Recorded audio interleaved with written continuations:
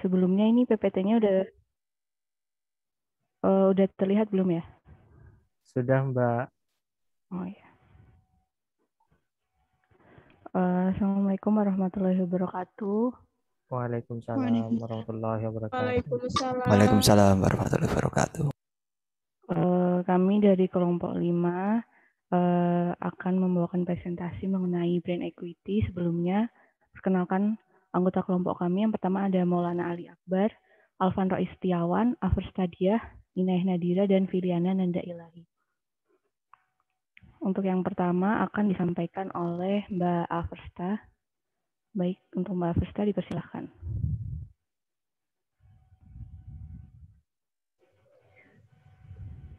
Baik, untuk yang pertama itu ada benar-benar.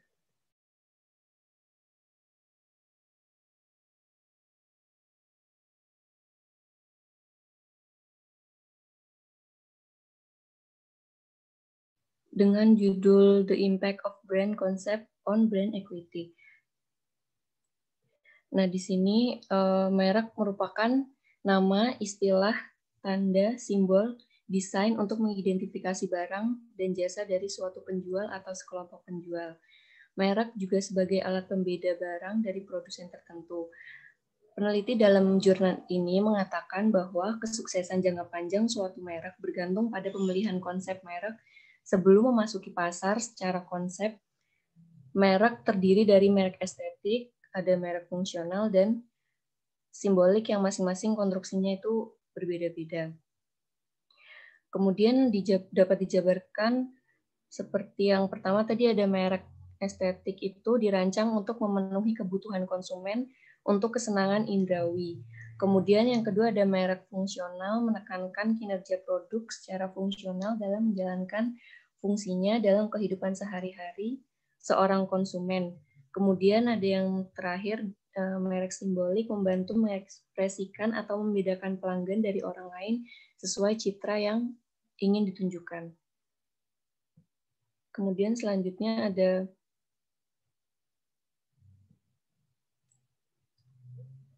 next. Selanjutnya ada konsep merek estetik dan pengalaman indrawi. Nah, di sini untuk merek dengan manfaat estetika itu, penggunaan merek itu harus menonjolkan aspek estetika yang terkait dengan konsumsi. Kemudian dengan demikian, manfaat estetika merek merupakan komponen penting dari sebuah merek, yaitu kemampuan untuk menarik pelanggan dan memiliki potensi untuk terhubung secara emosional dengan mereka. Nah, karena hal itu meningkatkan loyalitas mereka terhadap merek.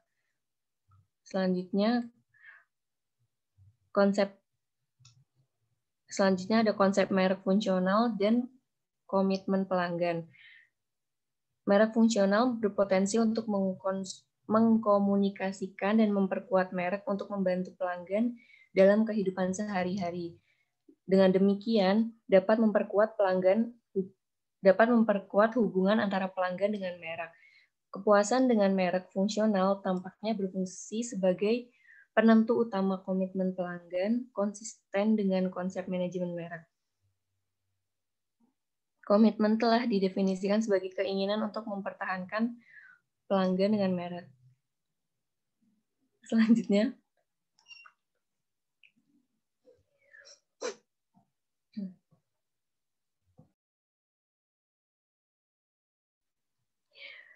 Selanjutnya, ada konsep merek simbolis dan keterikatan emosional.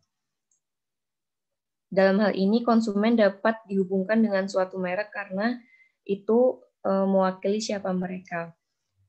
Ukuran keterikatan emosional yang valid memprediksi konsumen berkomitmen terhadap merek dan kesetiaan mereka terhadap merek. Secara keseluruhan, konsumen yang memiliki keterikatan emosional pada suatu merek mengarah pada komitmen mereka terhadap hubungan dengan merek tertentu. Yang terakhir ada komitmen pelanggan dan ekuitas merek. Nah, ekuitas merek di sini adalah berkaitan dengan dalam hal efek pemasaran yang secara unik dikaitkan dengan merek. Salah satu pendorong utama ekuitas merek adalah pelanggan yang berkomitmen untuk merek tersebut. Sejauh mana sih pelanggan loyal terhadap merek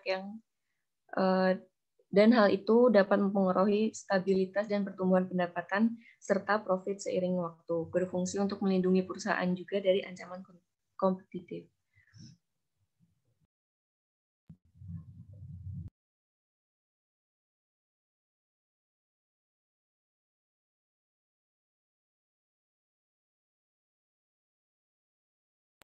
Oke, selanjutnya masuk ke dalam materi building customer base brand equity atau a blueprint for creating strong brand. Next.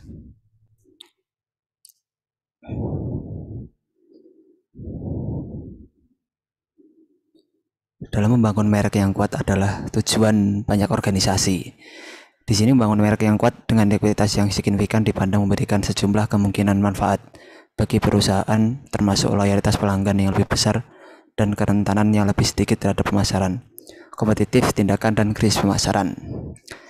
Pengembangan model ekuitas merek berbasis pelanggan didorong oleh 3 model tujuan. Yang pertama, model itu harus logis, terintegrasi dengan baik, dan membumi.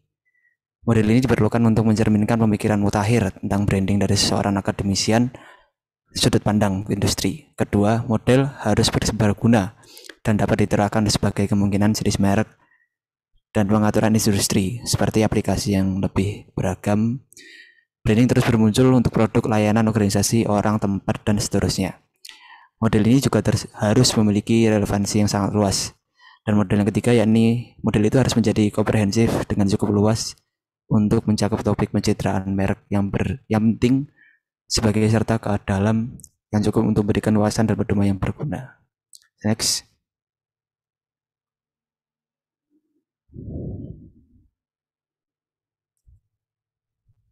Di sini ada 4 langkah dalam brand building. Yang pertama adalah brand building blocks.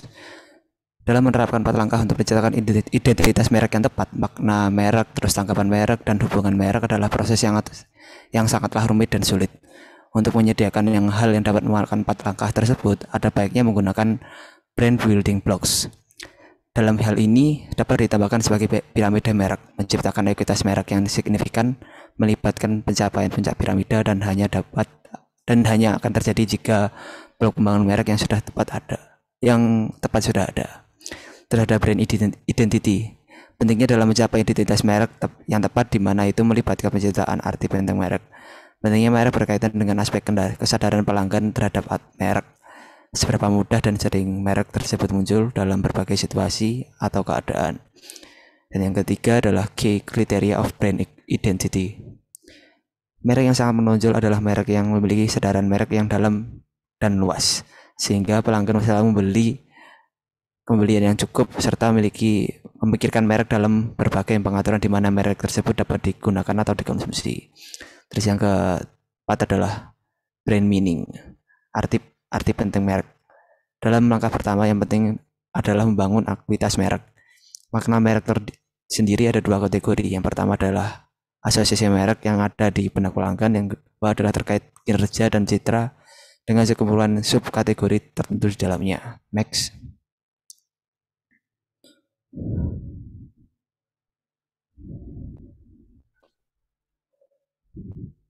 Misalnya adalah key criteria for brand meaning. Terlepas dari jenis yang terlibat, asosiasi merek yang membentuk citra dan makna merek dapat dikarakterisasikan dan diprofilkan menurut 3 dimensi penting. Yang pertama adalah kekuatan, seberapa penting merek diidentifikasikan dengan asosiasi merek. Yang kedua adalah kesukaan, seberapa penting atau berharganya asosiasi merek bagi pelanggan. Yang terakhir adalah keunikan, bagaimana membedakan merek dengan merek asosiasi. Next.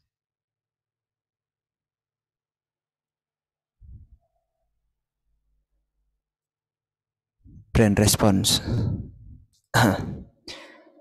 Tanggapan merek merupakan bagaimana pelanggan menanggapi merek, bagaimana kegiatan pasar, pemasarannya, dan sumber informasi lainnya.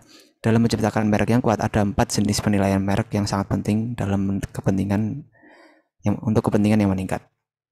Yang pertama adalah kualitas merek. Yang kedua adalah kredibilitas merek, yang ketiga adalah pertimbangan merek, yang keempat adalah keunggulan merek. Next.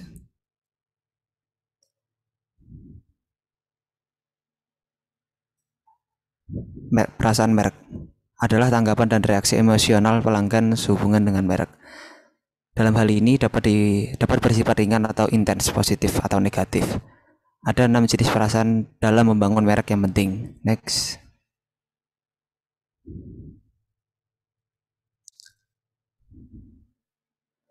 Yang pertama adalah perasaan akan kehangatan merek.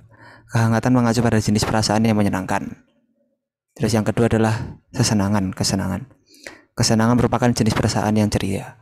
Terus yang ketiga adalah semangat. Kegairahan berkaitan dengan sejauh mana merek membuat konsumen merasa mereka diberi energi dalam mengalami sesuatu yang istimewa. Yang keempat adalah keamanan. Perasaan keamanan terjadi ketika merek menghasilkan perasaan yang nyaman, aman, dan kepercayaan diri daripada pelanggan. Terus yang kelima adalah persetujuan sosial. Persetujuan sosial terjadi ketika merek menghasilkan hal yang positif tentang reaksi orang lain terhadap merek. Terus yang keenam adalah harga diri. Harga diri terjadi ketika merek membuat konsumen merasa lebih baik tentang mereka sendiri. Oke, next akan dijelaskan oleh Mas Alvan Rois Setiawan. Monggo. Ya, terima kasih Mas Abai. Yang melanjutkan materi dari Mas Abai, di sini kita masuk ke bagian key criteria for brand relationship atau kriteria utama dalam hubungan merek. Jadi dalam hubungan merek itu dapat dicirikan dalam 2 dimensi, di mana dimensi yang pertama yaitu dimensi intensitas dan yang kedua yaitu dimensi aktivitas. Nah, dimensi intensitas itu mengacu pada kekuatan keterkaitan sikap dan rasa komunitas. Sedangkan dimensi aktivitas itu mengacu pada seberapa sering konsumen itu membeli dan menggunakan merek, serta juga dapat terlibat aktif dalam aktivitas lain yang tidak terkait pada pembelian dan konsumsi. Next. Selanjutnya, kita masuk ke materi implikasi membangun merek. Dalam membangun sebuah merek, itu harus melibatkan beberapa hal. Di sini, di dalam model ekuitas merek berbasis pelanggan atau yang bisa disingkat dengan CPBE, itu menyatakan bahwa dalam membangun sebuah merek yang kuat, itu harus melibatkan serangkaian yang logis. Di mana diantaranya itu seperti yang pertama yaitu ada menetapkan identitas merek yang tepat. Jadi menetapkan identitas itu merupakan sebuah langkah yang penting dalam membangun sebuah merek, di mana ketika identitas dari merek itu salah, maka merek dari sebuah brand itu tidak sesuai. Yang kedua yaitu menciptakan makna merek yang sesuai. Jadi ketika sebuah identitas telah terbentuk secara tepat atau secara sesuai, maka makna dari sebuah merek itu pun juga akan terbentuk. Nah, yang ketiga yaitu memunculkan tanggapan merek yang tepat. Jadi setelah identitas dan makna merek terbangun, maka akan muncul tanggapan dari pelanggan terkait merek tersebut. Sebenarnya bagaimana sih merek itu? Jadi ketika identitas dan makna mereknya itu sesuai dan tepat, maka akan muncul tanggapan yang positif dari pelanggan terhadap merek tersebut. Yang keempat atau yang terakhir yaitu menjalin hubungan merek yang sesuai dengan pelanggan. Ketiga hal tersebut terbangun, maka kita mulai bisa menjalin hubungan dengan pelanggan yang sesuai. Next.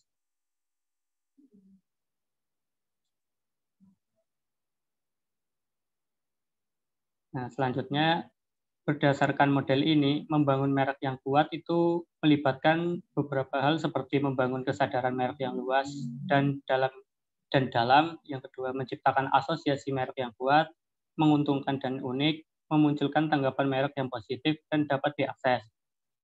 Dengan resonansi merek yang sebenarnya, pelanggan itu menunjukkan loyalitas yang tinggi sehingga secara aktif dapat mencari cara untuk berinteraksi dengan merek tersebut dan berbagi pengalaman dengan orang lain. Nah, adapun untuk mencapai resonansi merek tersebut itu membutuhkan sebuah penilaian, di mana yaitu penilaian kognitif. Dan juga bisa dengan reaksi yang emosional terhadap merek dari pelanggan. Nah, pentingnya model ekuitas merek berbasis pelanggan atau CPBE itu ada dalam peta jalan dan panduan yang diberikan untuk membangun sebuah merek. Ini model ini itu memberikan tolak ukur yang digunakan suatu merek untuk menilai kemajuan dalam upaya membangun merek serta upaya untuk inisiatif terhadap penelitian terkait pemasaran. Next. Nah, adapun hubungan dengan model lain. Sebagaimana yang telah diketahui bahwasanya model ekuitas merek berbasis pelanggan atau CPBE itu dirancang untuk memenuhi beberapa kriteria utama, di mana dalam kelompok kami ini membagi menjadi 4 kriteria. Yang pertama yaitu ada kriteria komprehensif, yang kedua ada kriteria kohesif, ketiga ada kriteria mutakhir atau up to date, dan yang keempat itu ada kriteria dapat dipercaya. Next. Nah, selanjutnya yaitu ada aspek penting dari model CPBE, di mana ada 3 aspek yang paling penting, yaitu yang pertama adanya penekanan pada arti penting merek dan luasnya serta kedalaman kesadaran sebuah merek sebagai dasar pembangun merek. Nah, yang kedua yaitu adanya pengakuan atas sifat ganda merek dan pentingnya pertimbangan rasional dan emosional terhadap membangun merek. Dan yang ketiga yaitu pentingnya menempatkan resonansi merek sebagai puncak dari pembangunan merek dan cara yang lebih bermakna yaitu untuk dapat melihat loyalitas dari merek tersebut. Next. Nah, untuk materi selanjutnya akan disampaikan oleh Mbak Filiana. Kepada Mbak Filiana, monggo silakan. Baik, terima kasih atas kesempatannya. Jurnal yang selanjutnya yaitu berjudul Impact of Brand Experience of Brand Equity of Online Shopping Portal. Nah, yang pertama yaitu merek adalah entitas hidup yang menggerakkan organisasi bisnis di zaman modern. Sebuah merek dapat didefinisikan sebagai penilaian subjektif dan abstrak yang dibuat oleh pelanggan tentang sebuah merek yang melebihi nilai yang dirasakan secara objektif. Merek memberikan nilai yang sangat besar bagi bisnis karena memberikan aliran pendapatan yang dapat diandalkan dan berkelanjutan dan sulit untuk ditiru oleh pesaing. Karena memang merek itu sebagai pembeda dari pesaing. Nah, branding awalnya berkembang sebagai alat untuk membedakan produk dalam pesaing. Mereka menyampaikan arti yang berbeda bagi konsumen dan ketertarikan emosional. Riset pemasaran juga mengungkapkan bahwa konsumen tidak lagi menuntut produk atau jasa, tetapi mereka menginginkan pengalaman.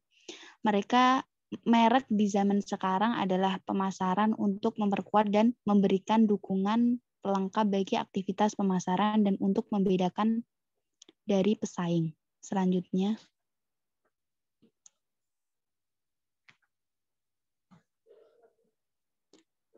brand experience. Di sini merek terdiri dari 4 dimensi.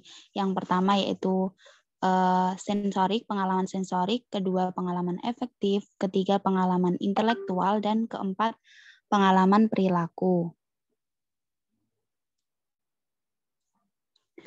Pengalaman sensorik menarik dan melibatkan 5 indera, yaitu penglihatan, suara, sentuhan, rasa, dan penciuman, yang memungkinkan konsumen mengalami entitas. Nah, yang kedua, pengalaman efektif menarik emosi dan perasaan konsumen. Emosi ini sering mencakup banyak perasaan. Kemudian yang ketiga, pengalaman intelektual memunculkan kecerdasan konsumen dan proses berpikir yang mengarah pada keterlibatan pelanggan melalui pemecahan masalah dan pengalaman kognitif atau analitis. Nah, yang terakhir, pengalaman perilaku itu mendorong berbagai jenis perilaku konsumen melalui berbagai interaksi konsumen. Kemudian, brand equity. Equity merek merupakan suatu pembeda antara produk merek dan tidak bermerek dari perspektif pilihan konsumen. Nah, ekuitas merek ini mencangkup 3 hal. Next.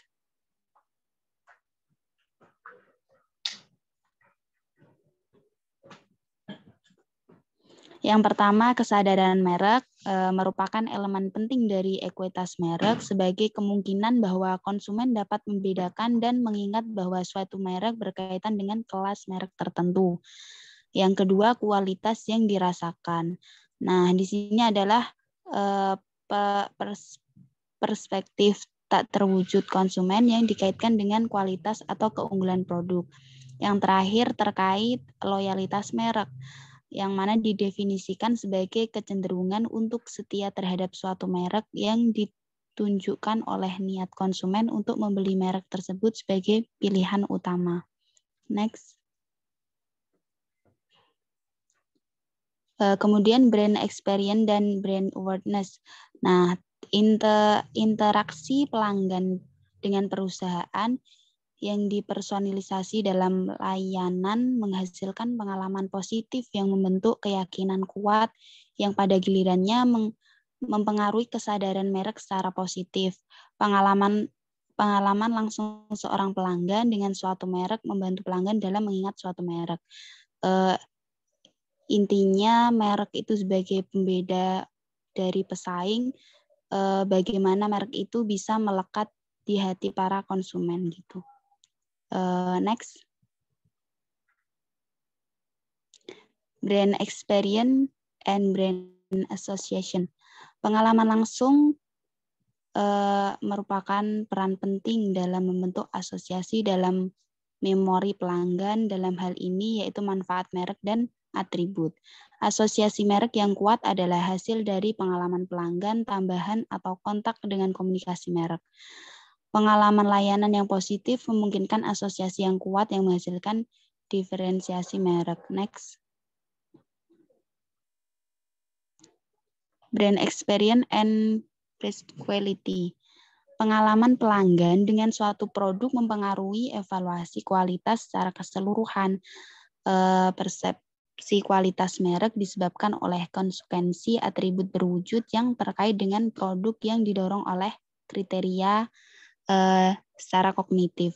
Beberapa studi penelitian juga telah membuktikan bahwa perspektif kualitas sangat dipengaruhi oleh kinerja produk. Selanjutnya, yang terakhir, mengenai brand experience and brand loyalty. Pengalaman merek jangka panjang yang tersimpan di benak konsumen cenderung mempengaruhi kepuasan dan loyalitas di antara konsumen. Pengalaman merek yang positif sangat penting dalam mengembangkan loyalitas merek yang kuat dan tahan lama. Berikutnya akan disampaikan oleh Mbak Inayah Nadira. Dipersilahkan. Oke, yang selanjutnya itu mengenai measuring customer based brand equity. Jadi ekuitas merek itu dianggap sebagai konsep yang sangat penting dalam praktik bisnis maupun dalam penelitian akademis karena dapat memperoleh keunggulan kompetitif melalui merek yang sukses. Keunggulan kompetitif perusahaan yang memiliki merek dengan ekuitas tinggi termasuk peluang untuk perluasan yang sukses, ketahanan terhadap tekanan promosi pesaing, dan penciptaan hambatan masuk kompetitif. Nah, meskipun konsep ekuitas merek itu semakin penting, instrumen untuk mengukur ekuitas merek dari perspektif pelanggan itu masih kurang. Karena sumber ekuitas merek adalah perspektif pelanggan, penting bagi manajer untuk dapat mengukur dan melacaknya di tingkat pelanggan. Oleh karena itu, tujuan dari penelitian yang jurnal ini itu adalah untuk mengembangkan instrumen untuk mengukur ekuitas merek berbasis pelanggan. Jadi ada 5 dimension of brand identity. Nah, peneliti sebelumnya itu telah mengkonseptualisasikan ekuitas merek memiliki 5 dimensi ekuitas merek, yaitu persepsi kualitas, nilai yang dirasakan, citra kepercayaan, dan komitmen. Untuk hal itu dikembangkan skala yang lebih baik. Nah, dimensi yang pertama itu pengembangan dari konseptualisasi merek yang sebelumnya itu ada dimensi kualitas, itu diganti dengan performa yang lebih fokus. Yang kedua, membatasi referensi dimensi citra pada dimensi sosial dan menyebutnya sebagai citra sosial. Di sini itu penulis mendefinisikan citra sosial sebagai persepsi konsumen tentang harga di mana kelompok sosial konsumen itu memegang merek. Dan yang ketiga itu adalah niat, maksudnya itu mengukur dimensi persepsi yang perilaku ekuitas merek. Jadi di sini itu penulis itu membedakan antara komitmen sebagai perasaan versus komitmen sebagai tindakan.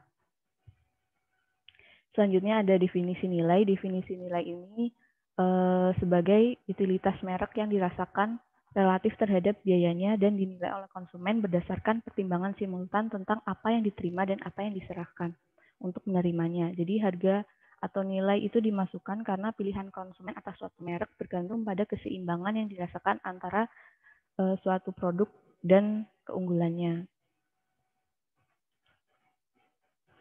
Selanjutnya ada nilai kepercayaan konsumen. Jadi nilai kepercayaan konsumen itu menempatkan nilai tinggi pada merek yang mereka percayai. Jadi identifikasi atau keterkaitan dimaksud karena konsumen itu datang untuk mengidentifikasi dengan beberapa merek dan mengembangkan keterkaitan sentimental dengan merek tersebut. Seperti protes keras yang dilakukan oleh penghapusan Coca-Cola lama itu dilakukan oleh para penggemarnya atau konsumen Coca-Cola itu menunjukkan bahwa dimensi ini itu memiliki kekuatan dalam meningkatkan gunaan merek. Selanjutnya, hubungan antara harga dan ekuitas. Jadi pengukuran ekuitas merek itu dapat membantu dalam evaluasi elemen pemasaran suatu merek. Promosi sangat penting. Promosi sangat penting dalam mengembangkan ekuitas. Jadi promosi itu dapat digunakan untuk mengembangkan ekspektasi performa. Setelah mengukur ekuitas merek, dimensi yang membutuhkan lebih banyak dukungan promosi dapat diidentifikasi. Akhirnya distribusi produk citra sosial tinggi yaitu toko kelas atas berbeda dari distribusi produk citra yang rendah. Sekian, terima kasih. Wassalamualaikum warahmatullahi wabarakatuh.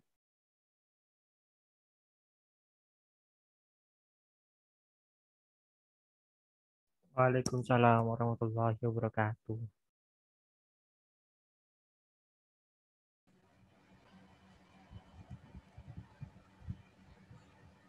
Udah.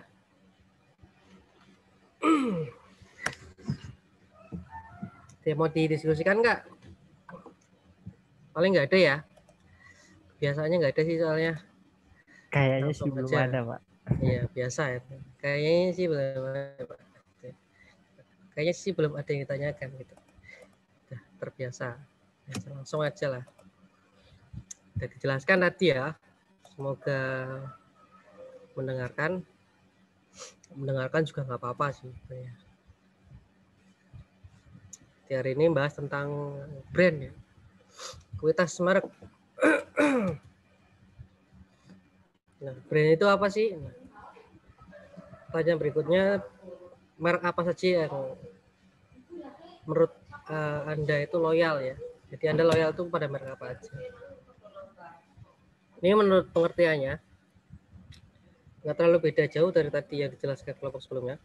Jadi isinya ya lambang, desain, atau kombinasinya. Garis bawah di sini dimaksudkan untuk mengidentifikasi barang atau jasa. Jadi memang merek itu tujuannya itu secara fundamentalnya itu untuk mengidentifikasi barang atau jasa, karena produk tanpa merek ya nggak bisa dikenali ya. Produknya ada, mereknya nggak ada, nggak bisa dikenali. Sedangkan ada merek, produknya nggak ada, sama aja tipu-tipu kan. Karena tetap bisa jualan, ada merek nggak ada produk, kan ujung-ujungnya nipu.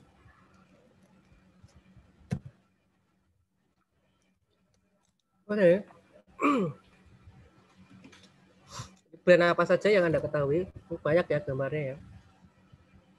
Dari mulai KFC, ada Samsung juga itu, ada Android, ada HP, Nokia, Microsoft, Starbucks, Yahoo, L'Oreal, McD, ada WordPress, Twitter, Google, IBM, Coca-Cola. Ini contohnya merek-merek yang ada yang kalian tahu kan di sini. Yang A Amazon, Pak. Yang itu baling-baling itu BMW, Pak. Ini BMW ya? Iya, yang nomor 4 di atas itu, Pak. Ini Nomor BMW. 4 atas dari kiri. Ini Amazon. Ini apa nih? L'Oreal, Pak. L'Oreal ya. Ini biasanya cewek-cewek nih. Tapi kalau mahasiswi ya kayaknya belum pakai ini. Satu karena mahal. Kelvin. TK, Pak. Ini ya, CK Kelvin ya. Calvin Klein, Pak. Oh, kamu tahu Calvin Klein? Wah, ini produknya produk premium make, ini Pak. loh. LV, Pak. Oh, mantap. Sultan punya tadi ya. Ini apa nih? Intel, Pak. Intel. Ini Levi's, Pak. Ini mana? Levi's itu mana saya juga nggak tahu. Hah? Ini? Dekatnya L'Oreal, Pak. Oh, ini. Oh, ini ya. Bukan Levi's merah itu loh, Pak. Ini? Merah ini loh, Pak. Ini? Ya. Ini ya? Itu apa produk apaan tuh? Saya juga nggak tahu. Levi's. Produk apaan? Jeans, Pak. Oh, jeans. Yang ada jeans. Ini apa nih? Canon, Pak. IBM, Pak. Anak ini, wis tahu IBM segala. Mantap. Canon, mana Pak. yang Canon mana Canon? Oh, ini ya Canon ya. Yang CO, Pak. CO Canon. Terus lanjut. Soalnya banyak yang tahu kalau yang slide berikutnya nih. Nah, ini banyak yang tahu nih. Yang KR itu tadi Baskin Robin, Pak. Wih, tahu ya. Yang panah ke atas itu Citroen. Ini apa nih? Itu Nestle, Pak. Yang centang itu Nestle, Pak. Yang N. Ini Nike ya. Ya. Yang McD. Ini apa nih? Nissan. Ini Pizza Hut. Starbucks. Quicksilver. Itu Quicksilver betul. Quicksilver ya. Ini Krating Deng. Ini Red Bull, ya. Pak. Red Bull tak biasanya yang iya, internasionalnya, Pak. Kalau Krating Deng Asia Tenggara kalau nggak salah. Asia Tenggara ya. Ini Reebok. Ini apa nih, ah? Ini Samsung, Pak. Itu Samsung, Pak. Ini Bridgestone, ini Samsung ya. Yang ini orang awan apa itu nih, awan? Michelin, Pak. Yang awan itu Skype. Oh, Skype. Iya, Pak. Ini Starbucks, Twitter. Ini VW, Pak. Volkswagen ya. Mantap nih. Kelas ini, kelas sebelumnya nggak tahu. Kurang jauh mainnya, Pak. Ya, mainnya kurang jauh ya. Bentar, saya hapus dulu. Ini laptopnya remote.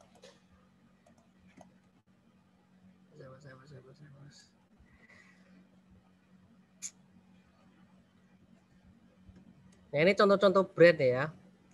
Ini sih kebanyakan brand-brand pemimpin pasar sih. Ataupun ya di bawahnya lah, dia pesaing pasar. Nah, peran merek mengidentifikasi pembuat produk, memungkinkan konsumen untuk menuntut tanggung jawab atas kinerja pabrikan atau distributor, mengevaluasi produk yang sama dengan merek yang berbeda, menemukan merek mana yang memuaskan. Nah, tadi dari merek produk tadi kan teman-teman banyak yang tahu tuh apa sih produk-produk apa saja dari mereka. Nah, tanpa itu kita nggak tahu kalau Nissan itu ya jualan mobil, McD itu ya dia masuknya ke food and beverage gitu. Kita nggak tahu kan tanpa merek itu. Maka itu pentingnya merek. Nah, ini choose one out of this. Nah, milih mana nih, Pepsodent atau Ciptaden? Pepsodent, Pak. Pepsodent yang ya. lebih mahal. Yang lebih mahal ya. Iya, padahal secara kualitas sama loh. Kualitasnya sama. Tapi kalau harganya lebih murah Ciptaden. Kalau saya lebih tinggi Ciptaden, Pak. Lebih hemat, Pak. Oh ya, mahasiswa punya ya. Saya juga belinya Pepsodent. Bukan karena harganya, karena apa ya? Karena udah terkenal aja gitu. Ini yang kualitas sama-sama aja, namanya deterjen buat gigi kan. Tapi lebih terbukti aja, Pak. Emang pernah riset kita belum pernah riset loh. Lebih bagus mana Pepsodent atau Ciptaden. Pemakan iklan, Pak. Pemakan iklan. Nah, itu pentingnya merek tuh. Salah satu kegunaan merek lain. Lifebuoy apa Harmony? Jelas Lifebuoy ya. Jelas Lifebuoy. Tapi belinya Harmony tetap, Pak. Harmoni lebih wangi, Pak. Lebih wangi, murah, Pak. Wangi tahan lama, Pak. Saya nggak pernah beli malah Harmoni. Enak, Pak, Harmoni, Pak. Coba aja, Pak. Kalau Lifebuoy sama Shinzui belinya mana? Shinzui dong, Pak. Shinzui lah. Shinzui, Pak. Lagi cowok-cowok lah ya. Itu Tias, Pak. Pakai, Pak, kayaknya, Pak. Soalnya lebih keras suaranya, Pak. Kalau Tias mah nggak Shinzui, dia pakainya apa namanya, produk-produk yang high class lah. Skincare gitu dia pakainya ya. Tapi Harmoni itu malah wangi loh, Pak. Masa sih? Iya, ini harganya cuma 1.000, Pak, itu. Masa harganya 1.000? Seriusan? Iya, Pak, cuma 1.000 beneran. 1.800-an kalau nggak salah. 1.800 ya? Berarti ke PAUD Lifebuoy itu sekitar 4.000-an kalau nggak salah, Abi Nomor. Yang gede, Pak, 4.000, Pak. Yang gede ya? Yang penting wangi, Pak. Yang penting wangi. Bersih urusan belakangan ya. Ya itulah bisa disimpulkan sendiri ya, merek itu kegunaan untuk apa ya, nanti fried chicken. Kalau saya tetap KFC lah. Kalau makan ayam ke KFC, kalau makan burger ke McD. Kan gitu. Olive, Pak, olive. Olive itu micinnya banyak loh, hati-hati jangan banyak makan olive loh. Ini yang cerita nih real nih ya, cerita real. Kalau saya sih nggak ngefek ya mau micinnya banyak karena terbiasa gembel ya. Udah terbiasa apalah makan apa adanya. Istri saya nih kan baru pindah ke Jogja, makan olive sekali besoknya meriang loh, langsung tenggorokannya rada. Adaptasi itu, banyak Pak. Itu. Hati-hati adaptasi itu, Pak. Adaptasi ya. Iya, adaptasi kayak gitu, Pak. Ya. Adaptasi memang kadang kejam, tapi ngefek, Pak, kalau terbiasa. Pak. Langsung ya. Nah, saya mah biasa ngekos ya, biasa merantau apa aja masuk. Ini salah satu contohnya. Nah, ini peran merek bagi perusahaan itu menyederhanakan penanganan atau penelusuran produk. Ini hubungannya dengan klasterisasi biasanya. Ini kalau B2B itu nanti ada gambarnya. Retail itu kan biasanya dia mengklasterisasi produk-produk mana aja yang sesuai hubungannya dengan atribusinya biasanya, atribut dari produk tersebut. Merek membantu mengatur catatan persediaan dan catatan akuntansi. Ini juga memudahkan. Jadi kalau dengan adanya merek ini dari segi manajemen ya, dari segi perusahaan, biasanya perusahaan-perusahaan yang bisnis to bisnis, jadi dia ambil produk dari supplier, terus dijual lagi. Nah itu seperti itu. Terus hak kekayaan intelektual ini yang paling penting dari sebuah merek. Banyak brand-brand yang sudah established kayak Apple itu pernah ada kasus di Amerika sih tapi ya. Salah satu sebenarnya dia nggak masuk di industri yang sama, dia nggak masuk ke industri teknologi smartphone ataupun PC, dia nggak masuk ke situ. Dia kalau nggak salah developer kalau nggak salah, tapi dia pakai lambang Apple tapi nggak keroak, dia nggak kebakan dulu Apple full gitu, dan namanya pun bukan Apple. Itu pun dipermasalahkan sama Apple karena menurut Apple ya gambar Apple itu kalau buat jadi logo desain brand ya itu punya saya gitu. Jadi dituntutlah si perusahaan developer ini hanya karena itu doang pakai gambar Apple tapi nggak keroak loh padahal, tapi dituntut sama Apple karena secara similar dia hampir mirip kan. Itu ini pentingnya hak kekayaan intelektual dari sebuah merek, salah satu peranan merek. Nah ini tadi maksud saya. Jadi ini kalau B2B, jadi pentingnya merek juga ada di bagian sini.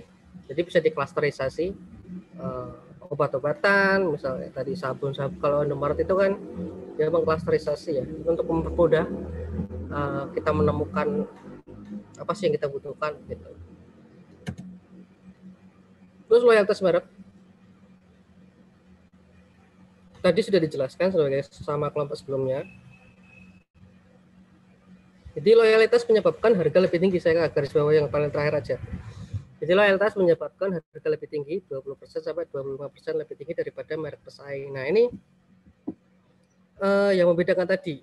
Contohnya sabun tadi ya. Kalau itu kan termasuk yang ekstrim tuh. Sabun tadi berapa, 1.000-an ya, harganya 1.000-an. Kalau Lifebuoy itu 3.000-an. Itu bisa 3 kali lipat. Cuman gara-gara merek. Atau secara kualitas harusnya sama-sama antibakterial. Bahkan lebih wangi yang Harmoni katanya Tias sama Arman tadi ya, lebih wangi ya. Harusnya kan secara kualitas atribusi kan lebih menang Harmoni nih, tapi kenapa yang banyak dibeli Lifebuoy? Nah itu Itu dia pentingnya merek. Berarti Lifebuoy memang dia fokus investasi ke merek ini. Jadi dia nge-brandingnya pinter. Karena ada beberapa produk memang, contoh simpel itu kalau produk-produk Korea ya yang di Indonesia. Contoh HP lah, di HP itu kayak Oppo, Vivo itu kan dia campaign-nya besar-besaran. Untuk menunjukkan bahwa produk mereka berkualitas begitu. Beda dengan Xiaomi masuk Indonesia biasa-biasa aja karena memang mereka investasinya bukan di marketnya ya, bukan di campaign atau di brandingnya.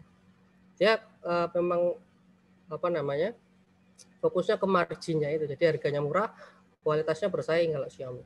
Tapi kalau Oppo, kayak Vivo, kalau kalian pertama kali masuk mall itu yang di bagian gerai HP, itu di branding semuanya Vivo semua, kalau enggak Oppo semua. Zaman Oppo pertama kali masuk juga Oppo semua. Jadi setiap counter-counter itu yang ditawarin ya Oppo. Kecuali memang yang sudah misal udah SPK lah ya, tanda tangan kontrak sama satu brand tertentu, misal Samsung yang mereka biasanya brandingnya Samsung. Tapi untuk yang counter-counter biasa yang enggak tanda tangan dia di branding semua sama Vivo, Oppo. Sekarang Vivo.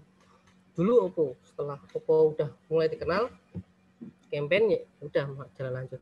Kalau enggak Coca-Cola itu sering masuk di segmen di perayaan-perayaan tertentu. Jadi di peak season itu sering masuk. Jadi kalau misal contoh kalau di Indonesia mungkin bukan Coca-Cola ya, sirup itu loh, sirup marjan itu. Sebelum puasa aja, sebelum puasa kalau kita bisa hitung itu sebulan sebelum puasa itu udah mulai dia nge-branding untuk campaign bahwa kalau puasa nih tanpa marjan nih kurang jos gitu loh. Padahal ya biasa-biasa aja menurut saya. Tapi dia campaign-nya hebatnya di situ. Karena dia memang benar-benar menyasar. Puasa itu ya memang harinya marjan sama kongguan itu. Kalau kongguan sih memang sudah melekat ya. Roti legend kan. Kalau marjan itu memang dia menggunakan campaign. Nah ini Rocket Chicken sama Quick Chicken. Ini segmennya yang di segmen di bawah. Sama kayak Olive. Sebelum Olive ada ini Rocket Chicken ngangkat. Mungkin kalian nggak mengalami ya. Sekarang kan Olive. Dulu tuh Rocket Chicken zaman saya kuliah S1 itu. Rocket Chicken masuk ke segmen ayam goreng. Menggunakan model-model KFC kayak gini, gerai-gerai gini. Itu pertama kali Rocket Chicken. Dia langsung ramai. Ini benar-benar kayak Olive sekarang. Dan makanya Rocket Chicken itu cabangnya ada di setiap kota. Terutama Jawa Tengah, Jawa Timur, Jawa Barat nggak tahu ya. Kayaknya sih ya. Gitu. Olive akan seperti itu. Dan ini Rocket Chicken udah mulai turun. Mungkin karena Olive lebih murah. Tapi sebenarnya sih lebih sehat Rocket Chicken menurut saya. Karena ya itu mijinya banyak sekali Olive tuh. Kadang-kadang kalau kalian rasain tuh di tenggorokan ada pahit-pahitnya setelah makan Olive. Ya kayak habis makan Indomie gitu, sama sih. Jangan banyak-banyak bikin tumor itu. Menetapkan merek. Nah, merek itu memberikan kekuatan ya. Jadi dalam produk atau jasa yang kita jual. Terus tentang menciptakan perbedaan dari produk-produk pesaing kita. Agar strategi penetapan merek berhasil dan nilai merek dapat tercipta, konsumen harus diyakinkan bahwa ada perbedaan berarti di antara merek dalam kategori produk dan jasa. Nah, ini pentingnya gitu. Jadi kita benar-benar harus tahu nih produk kita itu produk apa, atributnya apa, segmennya mana, targetnya mana, baru kita bisa memposisikan produk kita dengan merek. Merek itu masuk ke positioningnya sebenarnya. Jadi sebelum kita bikin merek nih kita harus tahu dulu atribusinya. Gitu. Dengan adanya strategi ini kita bisa tahu bahwa produk kita itu berbeda loh dari produk lain. Apalagi kalau untuk startup ataupun UMKM baru yang benar-benar baru meluncurkan produk ya. Nah itu penting sekali yang namanya merek. Ini pembeda dari masing-masing produk ini. Jadi kita bisa analisis ya. Ada Lux, ada Lifebuoy, ada Citra, ada merek Indomaret pun masuk ke sini. Jadi kalau kita masuk nih ke sini nih. Jadi Lux sama Dove itu kan memang produknya cewek ya sebenarnya. Cuman ya karena murah dan wangi ya cowok-cowok banyak ikut-ikutan nih. ikut-ikutan pakai. DAF itu kan moisturizingnya banyak, jadi bikin kulit halus. Jadi kalau kalian habis mandi pakai DAF itu, kalau nggak salah saya pernah pakai sih, kulitnya itu kayak nggak kering-kering itu loh, saya nggak suka kayak kalau Lifebuoy kan langsung kering tuh. Nah, karena Lifebuoy nggak ke situ, Lifebuoy lebih masuk ke antibakterialnya, karena brandingnya dia kan antibakterial. Jadi kotor-kotoran itu bagus kan, kalau iklannya itu bikin pinter, malah nggak kotor nggak pinter, santai aja, nggak, jangan takut bakteri karena ada Lifebuoy, bahasanya kan seperti itu sering. Kalau Lux kan pasti bintangnya kan cewek-cewek cakep itu. Dove juga karena memang dia brandingnya seperti itu. Terus beda lagi, bawah lagi ada Sweet Sal. Sweet Sal itu khusus baby, khusus anak. Nah kalau Indomaret dia masuknya ke niche market, ke ceruk-ceruk pasar. Jadi perspektifnya gini, saya punya gerai banyak nih, nomor itu punya gerai banyak sekali. Nah daripada jual barang orang lain, mending saya jual barang sendiri kan. Jadi untungnya langsung masuk ke kita, produknya bisa kita antisipasi seperti apanya untuk pengembangannya. Terus kalau kerugiannya juga akan tidak terlalu besar karena kita jualan di produk sendiri ya.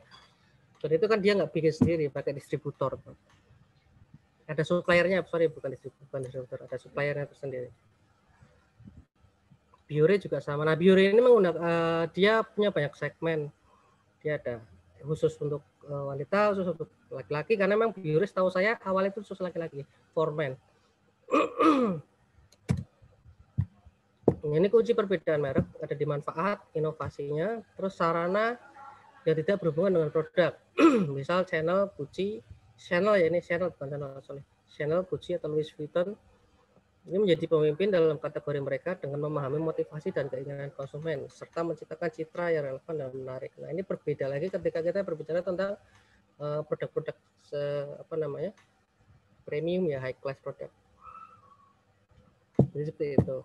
Karena kalau high class product itu maksudnya ke citra, gengsi aja sebenarnya.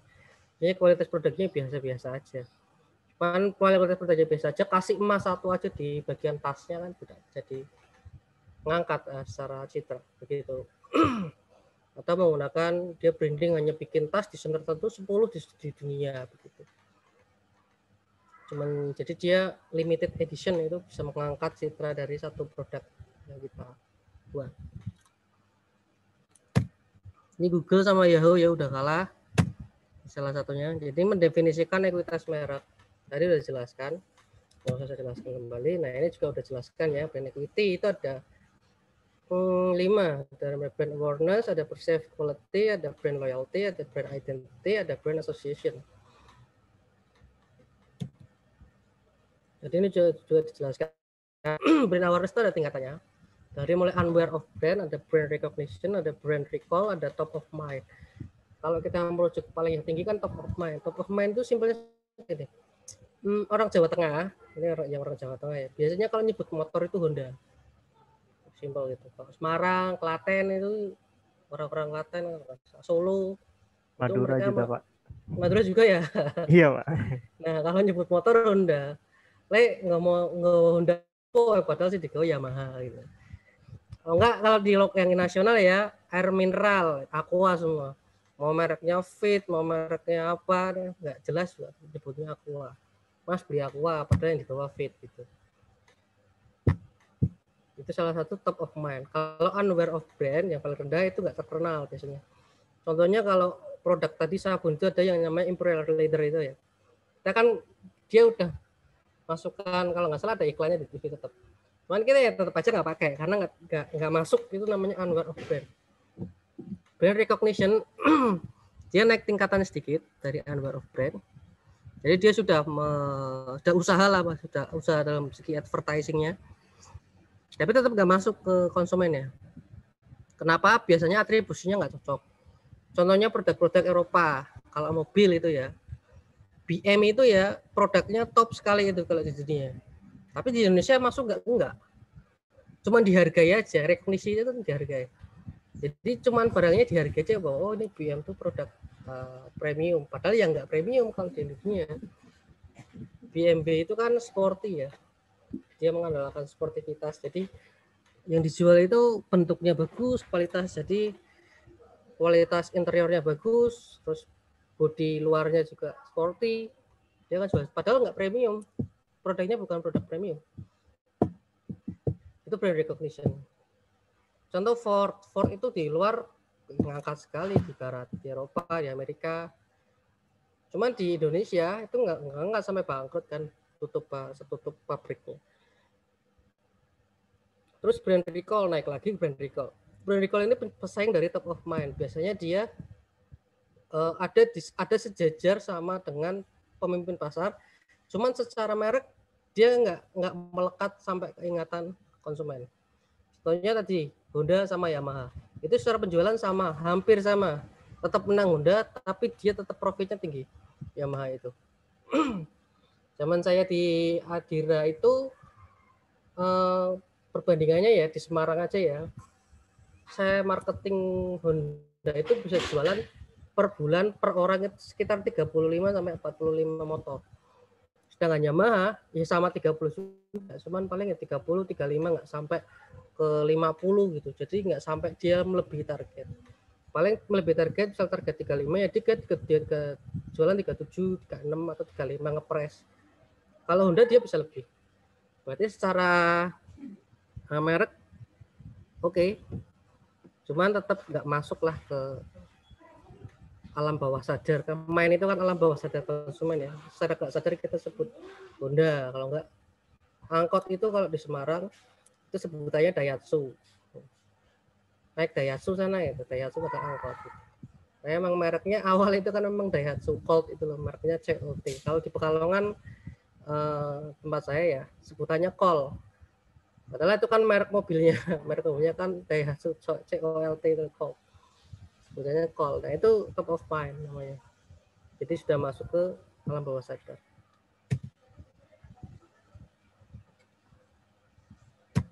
Ini brand association.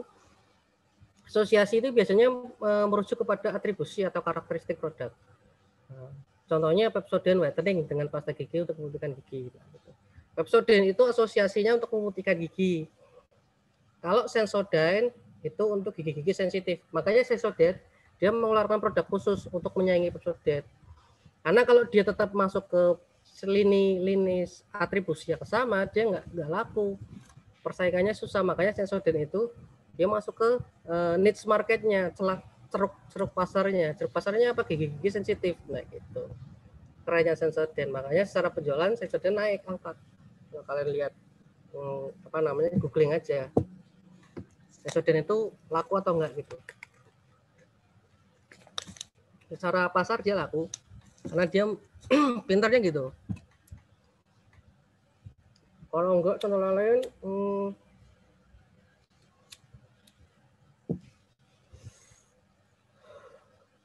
contoh yang lain itu misal Xiaomi Pak, HP murah. Kenapa Xiaomi?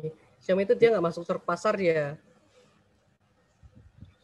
Xiaomi itu justru dia pesaing utama. Karena dia nembaknya langsung Samsung, nembak Apple. Kalau nggak percaya, bandingin aja produk-produk Xiaomi yang mahal ya. Jangan yang 1,an atau 2,an. Itu atribut atau karakteristiknya hampir sama produk-produk yang baru aja dikeluarin Samsung atau Apple. Contohnya kamera belakangnya sampai 5 gitu yuk. Itu kan dia benar-benar nembak Samsung sama nembak yang namanya Apple. Berarti atributnya sama, cuman kualitasnya diturunin sama Xiaomi untuk mengurangi margin.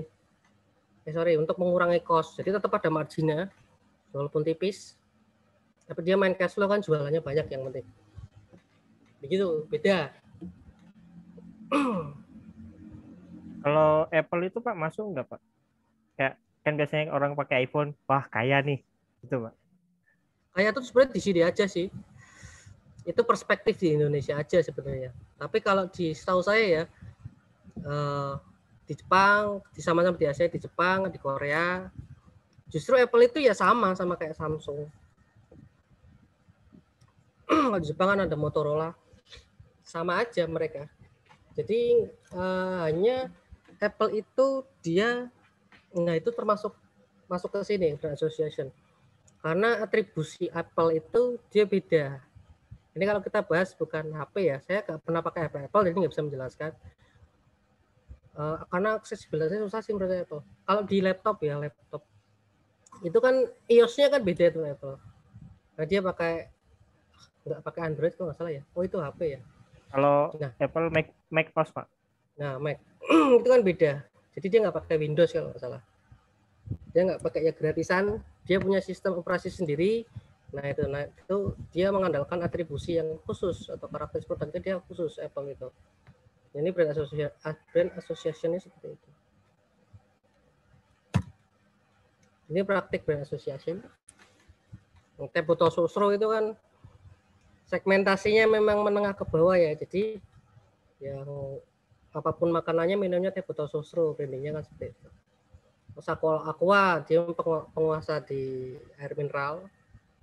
Nggak ada bandingannya Aqua. Cuman sekarang mulai ketarik sama Le Minerale karena Le Minerale itu brandingnya bagus banget. Yang Adelaide campaign tuh cuman bisa menaikkan harga value ya. Jadi market value-nya bisa naik. Itu loh yang produk kayak ada manis-manisnya itu cerdas sekali itu jenis itu. Padahal di minum nggak ada manis-manisnya sama sekali menurut saya. Itu bohong itu. Penasarannya orang-orang kayaknya di situ, Pak. Apakah benar ada manis-manisnya gitu. Jadi orang beli terus gitu. Iya, terus ada yang galon yang sekarang itu dia memang nembaknya langsung memimpin pasar sih. Dia pakai strategi frontal ya. Langsung yang ditembak pemimpin pasar. Galon itu kan dia galonnya pasti ganti kan. Jadi nggak diisi ulang gitu. Jadi secara kesehatan lebih bagus. Tapi secara lingkungan lebih jelek. Karena plastik kan. Terus Pocari Sweat itu minuman berion. Dia brandingnya seperti itu. Salah satu brand association. Jadi dia punya atribut khusus yang hanya dimiliki ya produk itu toh. Setelah itu kan biasanya pesaing-pesaingnya dia niru. Nah, yang peniru-peniru ini biasanya dia nggak akan setinggi yang nge-branding pertama. Seperti itu. Karena sudah melekat duluan mereknya. Ini brand loyalty, tadi sudah dijelaskan. Cuma saya tambahin di tingkatannya. Di tingkatannya itu ada 4 ya, ada switcher price atau price. Jadi switcher or price sensitive, ada satisfied or habitual buyer, ada satisfied buyer with switching cost, ada yang committed buyer. Jadi tambah dari switching or price sensitive. Ini biasanya pelanggan-pelanggan yang tidak loyal, jadi dia sensitif terhadap harga. Jadi mudah sekali dia berpindah, contohnya mahasiswa tadi kan. Dia nggak mikir nih mereknya apa aja, yang penting murah gitu. Jadi kemungkinan nggak loyal, karena kalau mahasiswa udah lulus, sudah kerja, apalagi langsung gajinya di middle ya, langsung di atas UMR, nah biasanya dia akan pindah merek. Terus satisfied or habitual buyer, nah ini udah pelanggan ini udah puas nih, udah menjadi habit. Ini banyak ya contohnya. Contohnya kayak si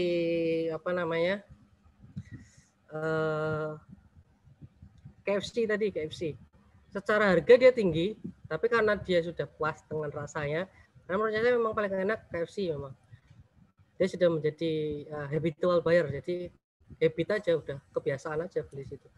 Terus satisfied buyer with switching cost. Jadi ini pelanggan udah puas, tapi dia ada kemungkinan pindah. Tapi disertai dengan switching cost, jadi keluarnya biaya perpindahan. Ini biasanya ketika si konsumen ini dia naik tingkat.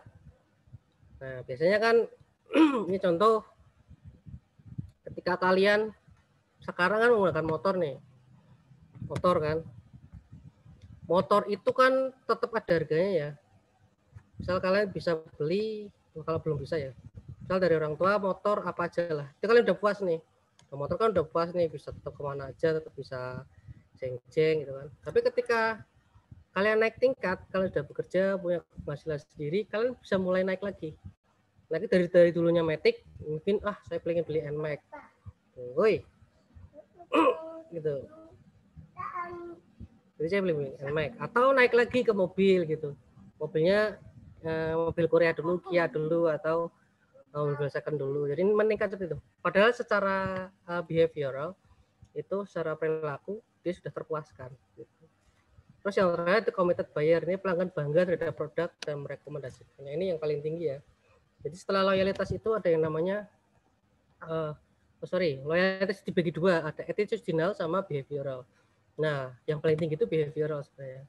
Kalau attitude itu ya sikapnya aja. Sikap itu masih berupa kepuasan, berupa masih dimungkinkan untuk pindah. Tapi ketika dia sudah masuk ke behavioral loyalty, nah dia cirinya yaitu merekomendasikan secara sukarela. Gitu. Contoh gini,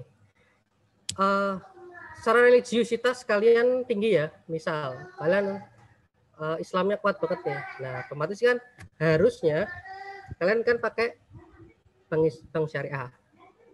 Nah, dari bank syariah itu mau nggak mau, secara tidak sadar kalian merekomendasikan ke orang-orang yang di sekitar kalian. Karena apa?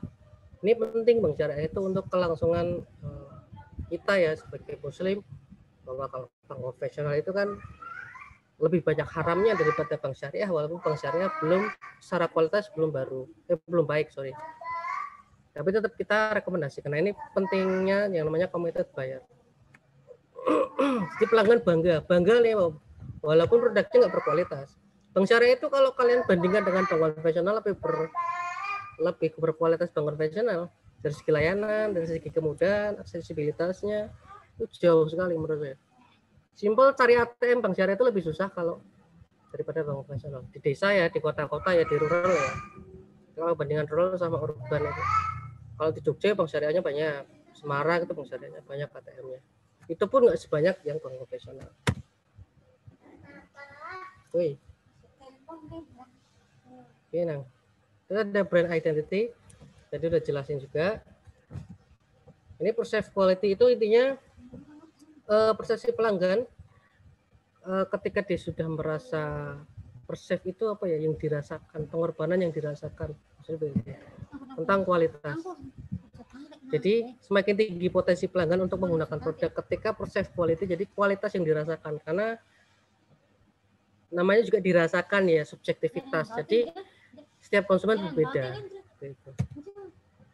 Judung saya udah digawa lagi wifi kan. Jangan batik.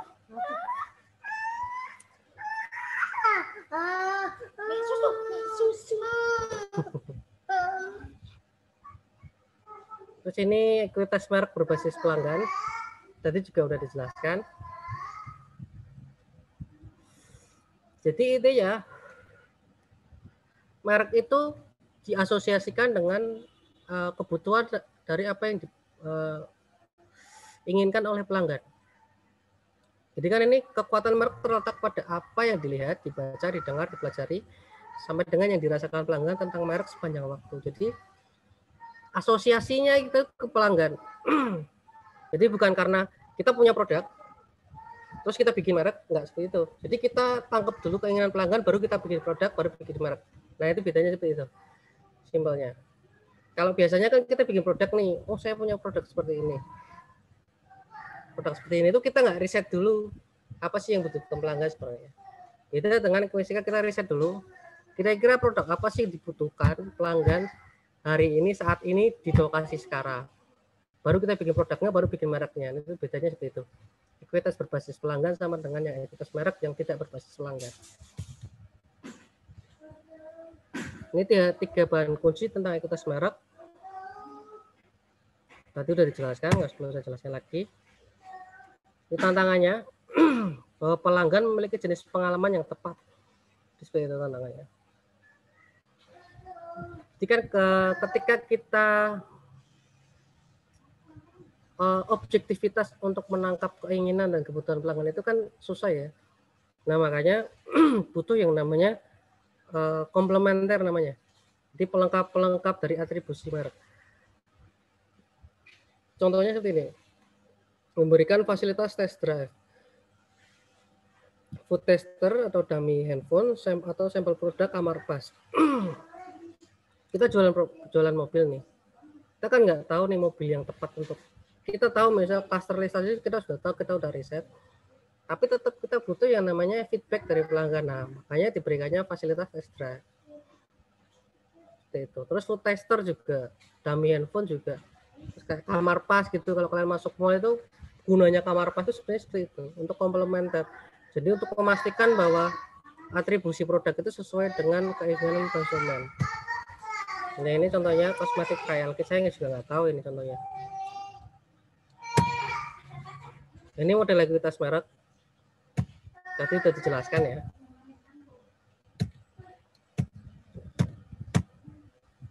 Oke, sama sini aja.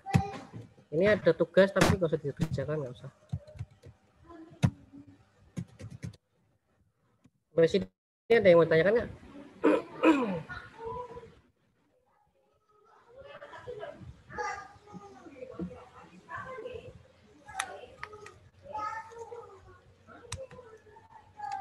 Gimana teman-teman? Apakah ada pertanyaan terkait materinya? Kayaknya sih nggak ada kayaknya. Kayaknya sih, Pak. Saya, Pak, mau tanya. Nah. Yang pertemuan kemarin kan saya presentasi, tapi saya nggak masuk, Pak, itu, Pak. Iya. Terus? Tapi nggak kelihatan. Itu saya itu ketiduran, Pak. Kan habis keluar sama temennya, terus ketiduran ya, Pak. Tapi agak begitu ngunci sih maksudku. Ya nggak apa-apa. Terus gimana, Pak, nempelnya? Ini ya wis paten ini. Ya nggak usah kenapa-kenapa. Sudah terjadi kan? Iya, Pak. Itu mau masuk tapi kok minimalis. Udah telat lama banget itu kemarin. Nggak apa-apa. Nggak apa, soalnya yang nggak ikut juga banyak kok. Ada yang sinyalnya lelap gitu. Wajar lah online. Semuanya saya dispensasi, aman. Ada lagi nggak? Ya udah, Pak. Baik, Pak. Terima kasih banyak, Pak. Ada filter yang bikin cantik dong. Oh, ada. Ada yang cantik. Bumerang era kali tahu. Ampun dah. Enggak si filteran juga gitu. Ini Mas. Aku maksudnya ngapain aku dewi? Filter ya begini. Ya wes lah, kita tutup dengan bacaan hamdalah. Alhamdulillahirabbil alamin. Terima kasih semuanya. Assalamualaikum warahmatullahi wabarakatuh. Waalaikumsalam warahmatullahi wabarakatuh. Waalaikumsalam warahmatullahi wabarakatuh. Aja lali filternya, Mas. Filter zaman dulu apa? TN ya. Enggak, Pak, monggo, Pak.